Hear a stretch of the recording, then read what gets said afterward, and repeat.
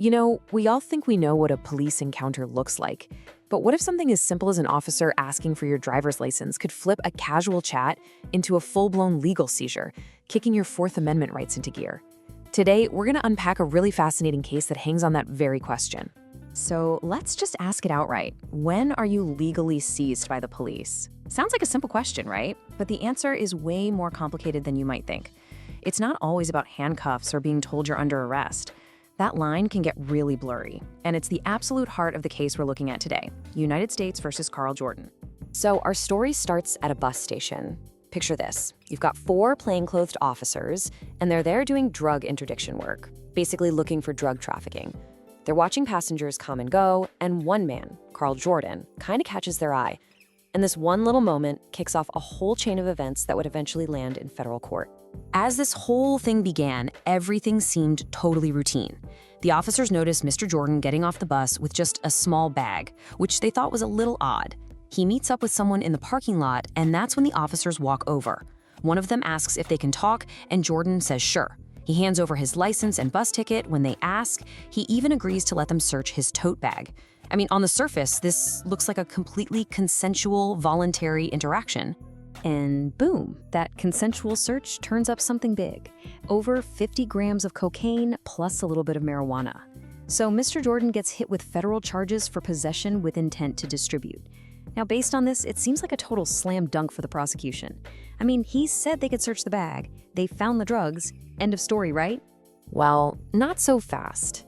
You see, the Fourth Amendment says that a search without a warrant is generally illegal. But, and this is a big but, consent is one of the major exceptions. If you say yes to a search, the officers don't need a warrant. And since Jordan agreed, it really seems like the search was totally legal. But this is where his defense team pulls out a really clever and pretty unexpected argument. This whole case, which looked so cut and dry, was about to get flipped completely on its head.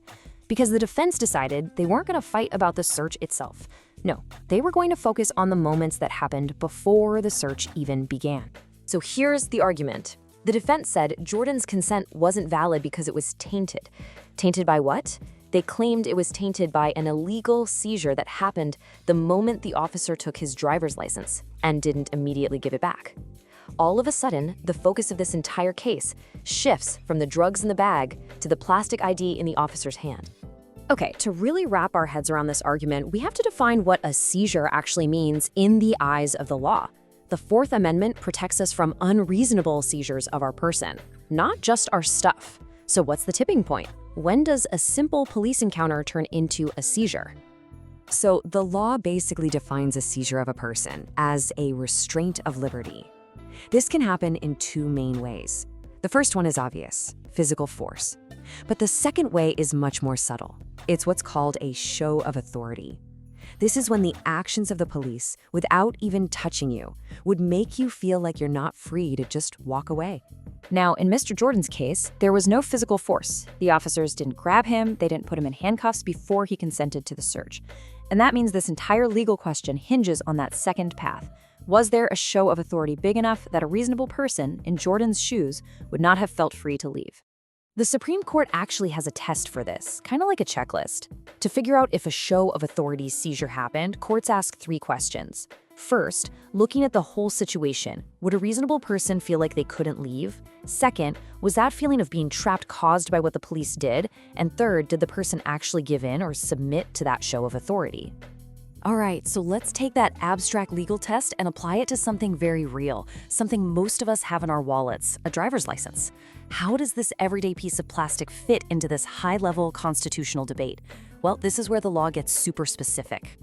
And here is the key, the absolute crux of the matter. An officer just asking you for your ID is not by itself a seizure, but the whole dynamic shifts the second you hand it over. The critical factor is what the officer does next. If they look at it and hand it right back, it's still just a consensual encounter. But if they hold on to it, well, the game has just changed. The court's logic here is really powerful. Just think about it for a second. An officer is holding your ID. That's the document you need to drive a car, to get on a plane, to prove who you are. The court basically said, look, it is hard to imagine any reasonable person feeling free to just turn around and walk away while a cop is still holding that document. At that point, the friendly chat has become a seizure. So what happened in Jordan's case? The entire legal theory depended on this one fact. But get this, during the hearing, the officer was asked 3 different times if he gave the license back before asking to search the bag, and his answer was, "I can't remember." Because that crucial fact was up in the air, the appeals court couldn't make a final call. They had to send the case back down, or remand it, to the lower court to figure out that one critical detail. Was the officer still holding the license?